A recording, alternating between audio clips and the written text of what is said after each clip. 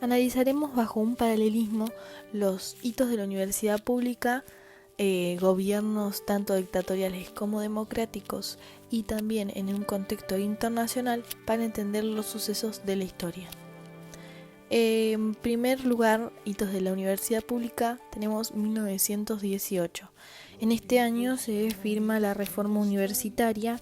El documento clave fue el Manifiesto Liminal. Las universidades pasan a ser públicas. Luego, en 1949, es la época dorada, se crean las UTNs, son universidades para hijos y para obreros, y se suspenden los aranceles, pasan a ser gratuitas. En 1966 es la noche de los bastones largos, se crean 11 universidades privadas, se represionan a todos los estudiantes universitarios y se crea una especie de depuración estudiantil que impone un examen de ingreso. Por último, en 1976, el terrorismo de Estado desaparece a todo aquel con ideales diferentes. Saca de contenido académico toda materia que atenta a ellos. Ahora pasamos a los gobiernos argentinos democráticos. En 1916 asume Irigoyen, 1946 hasta el 55 Perón, 1976 Perón y continúa Isabel, 1989 Menem con un gobierno neoliberal, por eso está marcado con verde, vuelta de la democracia. En 2003 Kirchner, el kirchnerismo hasta el 2015 con 4 mandatos seguidos. 2015 Macri con un gobierno neoliberal que en esta parte de la historia cortan el presupuesto para la educación y la facultad de trabajo social por 70 días toma la facultad. Ahora pasamos a los gobiernos dictatoriales. El primero que tenemos es en 1930, Iburu. De 1943 al 46, Ramírez y Farrell, y del 55 al 58, Leonardo y Aramburu. En 1966, Onganía, Livingston y Lanús. En esta parte de la historia fue la noche de los bastones largos. 1976, Videla, Viola, Galtieri y Vignone. Esta dictadura fue parte del Plan Cóndor, quien tomó la vieja doctrina Monroe, y no solamente se vio afectada a Argentina, sino también Uruguay, Brasil, Paraguay y Bolivia. Ahora, tomando un contexto internacional, podemos ver que en 1918 es cuando termina la Primera Guerra Mundial.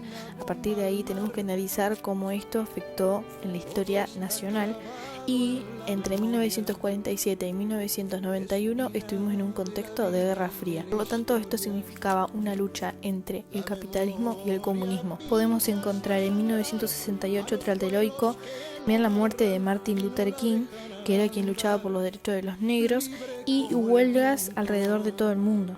Acá apareció el movimiento hippie, protestaban pacíficamente. Por último y más actual tenemos al nuevo Plan Cóndor, que es el Lawfare, que utiliza la ley y los medios de comunicación para iniciar una guerra. Esto generalmente se da contra políticos en oposición de políticas neoliberales. Al haber hecho un análisis por lo largo de la historia, descartamos para pasar directamente a la canción La memoria de León Gieco, quien se inspiró en los golpes de Estado de 1976. Quizá podemos separar la canción en 3 partes. Primero, el fuerte reclamo por la falta de latente de los desaparecidos y la falta de justicia, ya que no se aplicó debidamente la condena a los genocidas. En segundo lugar, relata y hace visible las injusticias entrelazadas a los golpistas, como el ataque a la AMIA y la Embajada de Israel, y cómo el fútbol pasa a ser telón de este genocidio. Y por último, el aspecto internacional en toda América Latina, quien sufrió el mismo destino. Es importante recordar estos hechos para decir nunca más a esta injusticia, a que haya abuelas y madres en Plaza de Mayo reclamando por los desaparecidos. Estos hechos no tienen que formar parte del presente, no como Gómez y Basualdo, quienes por violencia institucional vieron la cara de la muerte, o Elías Garocito, o Claudio Pocho Leprate, quien solo luchaba por un plato de comida para los pibes. Ni tampoco los femicidios que suceden día a día. La vulneración de derechos. Debemos exigir mayor actuación ante las injusticias desde el Estado. Sigámonos preguntando dónde están, que la verdad sigue todavía secuestrada, que 30.000 no sea solamente un número. Reivindiquemos este número. Hay que dejar que minimicen este genocidio y que nunca más